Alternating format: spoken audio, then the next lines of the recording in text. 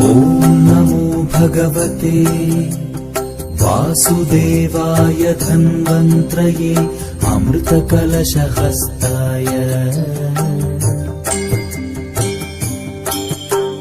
सर्वामय विनाशनाय त्रैलोक्यनाथाय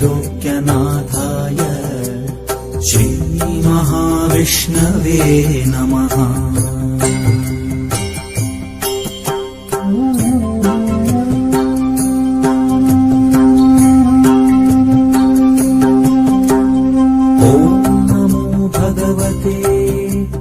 वासुदेवाय धन्वन्त्रये अमृतकलशहस्ताय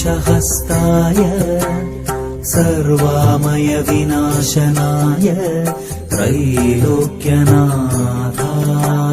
श्रीमहाविष्णवे नमः।